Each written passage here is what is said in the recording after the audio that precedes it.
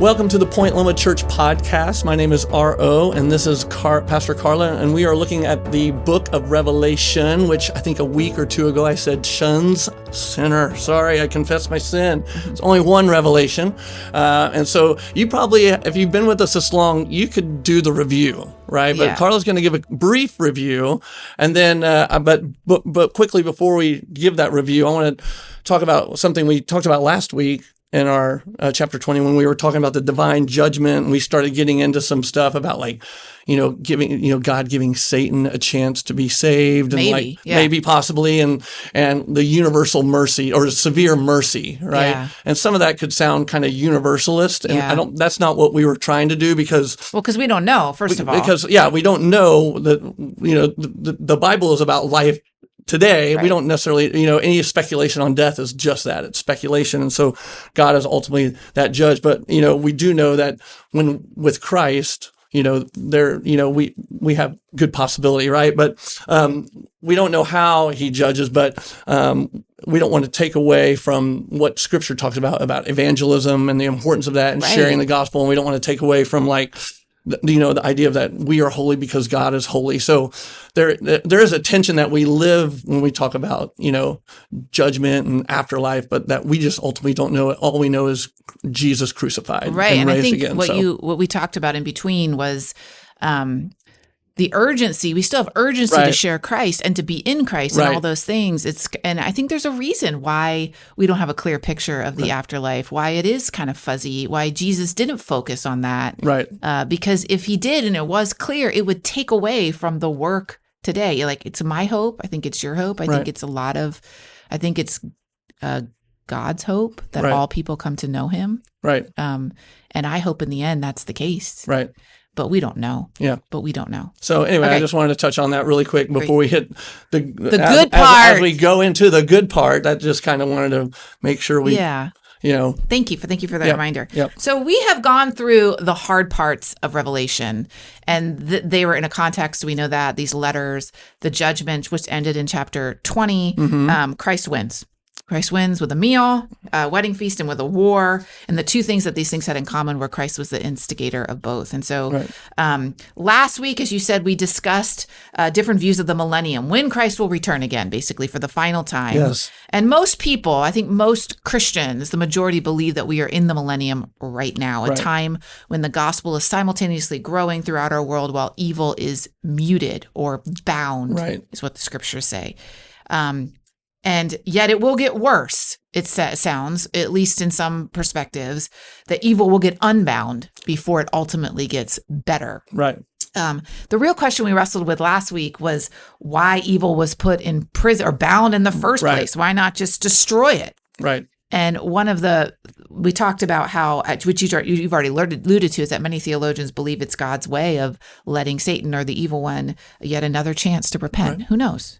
We don't really know. It's all speculation. But we finished with the final judgment. And at the end of chapter 20, death is destroyed for good. Done. Thrown into the lake of fire. So now 21 and 22, which are the final chapters of the book of Revelation, we're kind of going to go the next two podcasts in both of them. So let's not necessarily chronologically, but these are really a picture of nothing that we've experienced yet. So this would be the parts of Revelation that are not within a context, but are futuristic, that that are outside the millennium, that Christ has already come. Christ has already returned. And so in reading these two chapters, it's already like, oh my gosh. Such relief. It's such relief from, you're spending 14, 15 chapters and just like, here come the bowls, the trumpet, and then it's like, oh gosh. Yes. In fact, that's why I was going to not read it, but I actually think it is ministering sort of to your soul to read it. So why don't you start by reading just the first 5 verses of chapter 21 and you'll see the change in mood. See the change. That's right. All right. Chapter 21, then I saw a new heaven and a new earth, for the first heaven and the first earth had passed away, and the sea was no more. And I saw the holy city, the new Jerusalem, coming down out of heaven from God, prepared as a bride adorned for her husband. And I heard a loud voice from the throne saying, "See, the home of God is among mortals. He will dwell with them, and they will be his people, and God himself will be with them. He will wipe every tear from their eyes. Death will be no more. Mourning and crying and pain will be no more, for the first things have passed away." And the one who was seated on the throne said, "See, I am making all things new." Also, he said, "Write this, for these words are trustworthy and true." Yes. So I would suspect a lot of our listeners have heard these first 5 verses before because they're read a ton at funerals, memorials, for good reason. A new heaven and a new earth is what is described here. And Eugene Peterson, in his book, Reverse Thunder, likens this new heaven and this new earth really to Jesus' baptism. If you remember that story when the sky opened up and you heard a voice and you saw a dove. And what that story, even in Jesus' baptism, as in this vision as well, told us is a reminder that there is something going on beyond what we can see, even right now, beyond what even we can imagine. This is what is described as heaven. Okay. Right. I just want to put that out there. Trying to describe heaven is trying to describe that which is incomprehensible, that which is unimaginable, something we are not able to take in with our 5 senses, with our humanity. And so we must understand then heaven, I want to explain this, but heaven as a metaphor here. Okay. So what do I mean by that? A metaphor versus literal. And I don't mean that as it's dismissive of that word. A metaphor actually expresses that which cannot be expressed with mere words. Heaven is that kind of realm. Right. We can't describe it. You went on vacation, you're like, how was it? Oh, it was like heaven. Like it's a metaphor. You're using metaphor. Right. You cannot describe heaven in the same way that you can describe a chair. It is not the same thing because it's beyond our ability to comprehend. And so does that make heaven any less real because it's a metaphor? No, it doesn't. It simply acknowledges that it is a reality inaccessible at this point to any of our 5 senses. And so the Greek and Hebrew had 2 words for heaven. And they translated those words in one of 2 ways. As visible sky, that's what we see when we look up. I think a lot of us would say the same thing. And the second is as the invisible realm of God invading us, that which we don't see or which we can't see. And really context in the scriptures determines how to translate. But we must always understand the invisible realm of God is whispering always in the background of what we can see with our visible eyes. And so that's an important concept that heaven is always here, always whispering. And the English language as opposed to the Greek and the Hebrew separate these 2 completely. We call what we see with our visible eyes sky. Right. And we call the invisible heaven. And I guess in your opinion, or maybe you don't have an opinion, I don't know, but how the separation between the Hebrews and Greek melded all together, visible and invisible, we separate it. How do you feel like this separation could possibly divorce us from God and spiritual things, if at all? Well, I mean, whenever if we say heaven is something unseen, then it's like somewhere over there that we're not really concerned with. And so we're over here. And it's so God is like separate.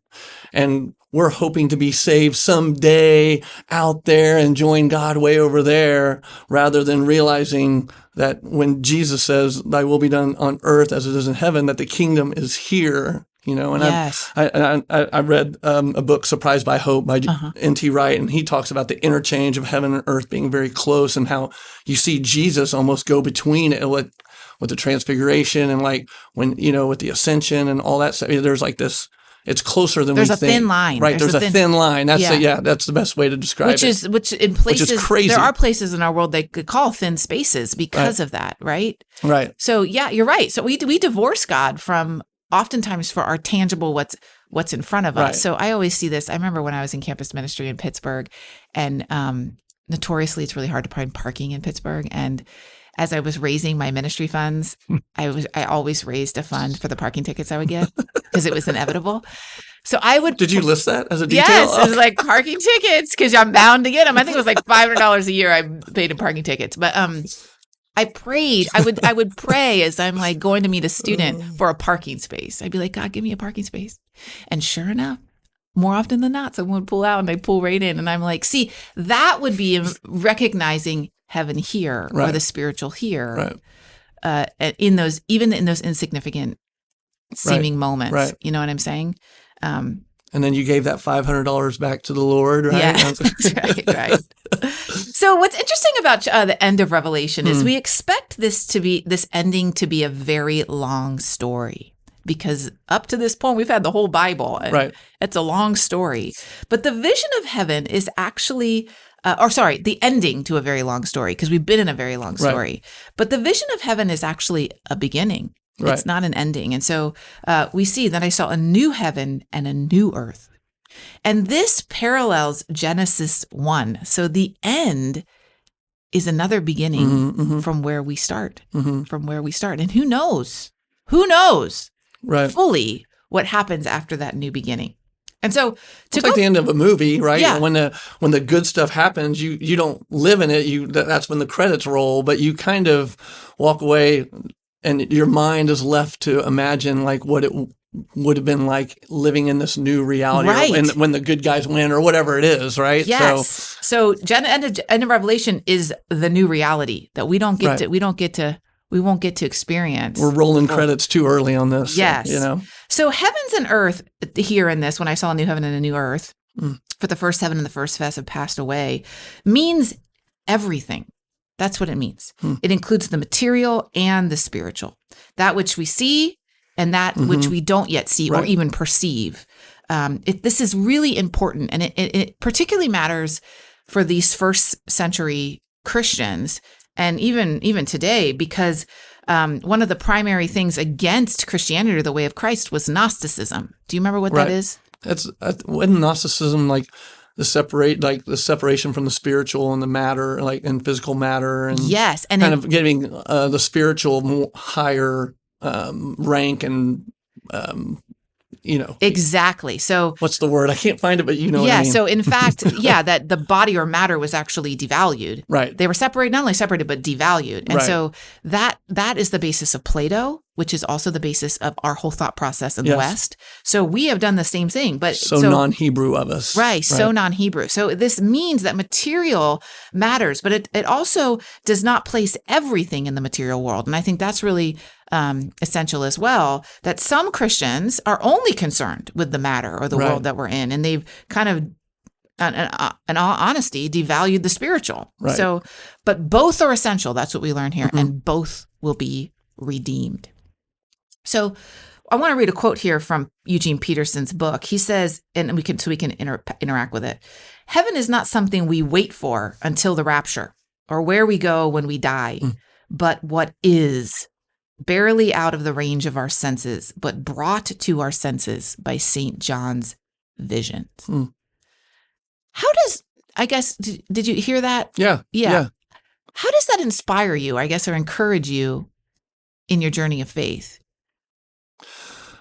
Well, I mean, I think obviously it gives, I think so often growing up in the faith tradition, it's evangelism is kind of the key. Going back to that word, evangelism is kind of the key, but it's to save souls so they can go to heaven. And I grew up in a culture where it was just kind of like, well, what about all this other stuff, right? And it was just kind of very dismissive, but but I feel like that devalues everything, any kind of work we do on this earth to make it better, like even our work itself. Like I would just think that our work, would have value. We would want to have value to it, but when you have that Gnostic view, it kind of degrades everything. So I don't know, to know that heaven is right here, it inspires me, and like to appreciate like art, music, just people's abilities and gifts and different things that they're able to. I mean, even we're in the middle of a renovation project, like just looking at the construction and the amount of people and what they are able to do. It's just like, it's amazing to me. And I feel like that would get lost if heaven weren't here. Does that make sense a little bit? You know, because we wouldn't have a great appreciation for the physical things that we can see being done. It would be like, what's the point? It'd just be like, okay, great, but when am I going to go to heaven? When am I going to die? Like, it just feels like your life doesn't have purpose. Yeah. I don't know. And to look on the flip side, I also think this enables us to look at the events going on around us, sometimes the bad events they're not hopeless situations, but they are simply birth pangs. Right. For a new earth and a new heaven and a new creation. And so when we view the world in labor, that's a very Romans different 20 or Romans whatever that is. Right, which is a very different perspective of suffering than laboring unto death. Right. You know what I'm saying? Right. I think it's a very different perspective. And so Peterson also says the vision, you got to listen to this one. The vision of heaven is not the promise of anything other than what we have already received by faith. It does, though, promise more, namely its completion. Mm-hmm. I think that's going to be shocking to some of our listeners, that it means that our faith, there's nothing new in the heavenly realm, if that's what you want to call it. There's nothing new except our lived experience of faith completed. Right. And so that makes what we do here, or how we respond here, or our trust in God here, absolutely matter. Right. Our being a set part here. Right. And so it means also that we can live in heaven partially now. Right. While we await the completion. Therefore, heaven's not, I like this, heaven's not an escape into another reality, but a call to enter in deeper into this reality. Yeah. And whenever we talk about heaven, I remember one time my wife was saying, like, if heaven is just a bunch of people sitting around singing, like, dude, I'm out. Right. Right. Because it's like, because what's inspiring about that? What is inspiring about but it's the life lived. What makes worship so powerful is the life lived from, Sunday to Saturday. And that, you know what I'm saying? Like, it's the life in between that makes the Sundays powerful, and I think even Eugene Peterson talks about that in other books, that kind of life in between. And so, I would think that heaven isn't just us sitting and worshiping God all the time. I would think that heaven, there is life happening and there's interaction. Now, what that looks like, we talked about this last week, what that looks like without sin is like, I don't know what that's going to look like. But I do think, and we're going to get to this, what this heavenly picture doesn't include, and some of that is death and some of that is pain, but it does not say it's without struggle. There is positive struggle in work. There's positive struggle. Right. There's positive struggle that we enjoy. Totally. And it's not without challenge in a positive sense. Right. So interesting. Okay. The surprise in Revelation in these chapters, though, is really verse. Will there be UFC fighting in heaven? I don't know. Like things like that. Anyway, sorry, that was a tangent. The surprise in Revelation, though, is really verse 2. And I saw the holy city, the new Jerusalem, coming down out of the heaven from God, prepared as a bride adorned for her husband. Verse 2 describes the final chapter, which is also the beginning, as a holy city. I think this is interesting because in Genesis, it was a garden. And now we have a city. Garden city, yeah. And I don't know about you, but when I think of peace, I think of open meadows. I do not think of skyscrapers. Right. I think of being alone, to be honest, and not, or maybe with a handful of friends or my family, and not being with a lot of diverse people. Right. I think I'm going on a spiritual retreat to New York City. No, that doesn't feel right. Yeah. I mean, when I think of cities, I think of like corruption and crime-ridden and deceitful and stress, dirty. Anxiety, trying to move around. Where am I going? Right. Yeah. So I guess it begs the question: why do you suppose this vision is that of heaven then, or the heavenly realm, or whatever the next phase is that of a city, not just any city, but a holy city, the city of Jerusalem. Why a city? I mean, I heard one pastor talk about, God loaded creation with potential. And so, and you look at the beginning, we had a garden, and then at the end we have a garden city, and like through that life we were living we were living out our potential. We were, and so I mean, that doesn't really answer the question, but it's just, it is interesting. I haven't thought about like, why is it a city? I think it just looks at the evolution or development, but but I think that's a positive. It does give a positive view of evolution and development. Right. Do you know what I mean? Like that there is movement, and that's a good thing. But I haven't thought about like finding peace and quiet in the city. But is that what we're seeking? There's going to be a lot of spas in the cities. So I think we have to look at it within the context of the book of Revelation. So first of all, this stands in direct parallel to Babylon. Right. So Babylon was a city or Babylonian Empire, whore versus bride, which we already talked about. But it's also a picture of God redeeming and transforming that which is far from redeemable into the bride of Christ. And so when we look at it that way, the real question that emerges is, what does that tell us about God? Well, I was just thinking, I just got there. I was trying to think of as someone living in the Roman Empire, and Rome is the symbol of corruption. If you're hearing this, you're kind of like, Rome can be redeemed. That's so that's kind of a fascinating, very fascinating. So when you hear that, like I think about the worst empire in the world today, I don't know who that would be, but that God can redeem that. Right. What does that tell us about God? Well, it goes back to that severe mercy that you talked about, that grace. Yeah, because there's a lot of people that I think of, even putting it on an individual level, there's a lot of people in my life that I'm kind of like, I don't know if God's going to be able to redeem them. And I'm sure people look at me and have said, I don't know if God's going to be able to redeem them. But like, thank God that he does redeem us, I guess, because... And it's like this picture of impossibility being made possible. I think that's part of the reason why we see a city here. Right. Not just in parallel to Babylon, but that it is possible. That it is possible. And so where do we see God in this vision? We see the home of God is among mortals. He will dwell with them, and they will be his peoples, and God will be with them. One other thing about city is also, when you think of a city, generally, cities are multinational, multicultural, which feeds into what we read back in like chapter 7 or whatever about this multi-nations, moving. The army of God is multinational, absolutely multicultural. So I think there's a broader city picture here. A garden maybe can't hold it, but a city can hold all the different. The diversity of anyway. Okay. Sorry. So where's God? God is among the people in the city. Heaven then is about God's reign, incorporated into God's realm, where God reigns. That's where heaven is. I mean, I don't know if we've mentioned this here, but if you grew up with an understanding that heaven was a place that really, there may be a place but that is not, if we relegate heaven to a place, it removes God from the reign or the realm. Heaven is bigger than a place. Right. And I think that's really important. So, but because we're running out of time, I just want to see this. The city is described as having many things, which we're not going to look at, actually. We're going to look instead at what is absent from the city. Okay? Okay. Yep. So in verse 1, and the sea was no more. Yep.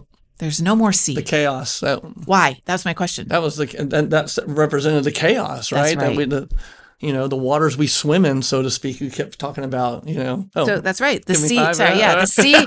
I was just stretching, but go ahead. The sea was chaos. Right. And evil represented chaos, and evil is now gone. Right. So we see no more sea. In verse 4, we see no more tears. We see no more death. He will wipe away their tears. Oh, wipe away the tears. Doesn't mean there's no tears, I don't think. But death will be no more. So I guess what is that? That shows us that separation is gone. Right. Fear of separation is gone. I think that's even more primary. That which has oriented our lives up to this point. Right. Right. In verse 8, there's no more. Let's go there. I don't think we read that far, but we will go. Where is it? Mourning, crying, and pain will be no more. But as for the cowardly, the faithless, the polluted, the murderers, the fornicators, the sorcerers, the idolaters, and all liars, their place will be in the lake that burns with fire and sulfur, which is the second death. So we see that no evil or unclean or a cursed thing or person is there. All the waters that we swim in, as you said, have been drained. And those that could not, well, hopefully there's not a lot of them, but those that could not have been drained with them. Right. And so I guess what does that enable us to do then within the city? If there's no more of this list, the cowardly, the faithless, What does that enable us to do? I mean, I guess experience who we were created to be fully, because it's like there's nothing that's holding us back. There's no fear of, it's interesting. I don't know, will there be failure? But I'm about to say there's no fear of failure, but there's no fear, I don't know, there's no fear of one another. Of one another, or the shame that maybe we would feel of failure. I don't know. Right. Yeah. So you like drain the swamp. I mean, that's really, I know that's not a great terminology right now, but, and what's left is you can completely trust. Right. You can completely trust right. those around you, the system that's built around you, all of those things. So distrust disappears.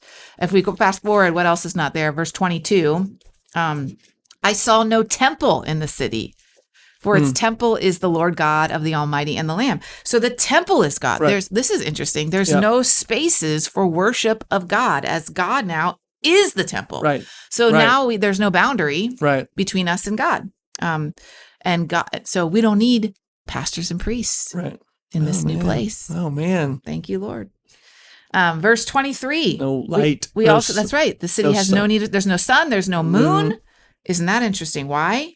Why do we not need? Because the glory of God is covering it. He's got it all. Covering it. Which I was like thinking, is there no sleep?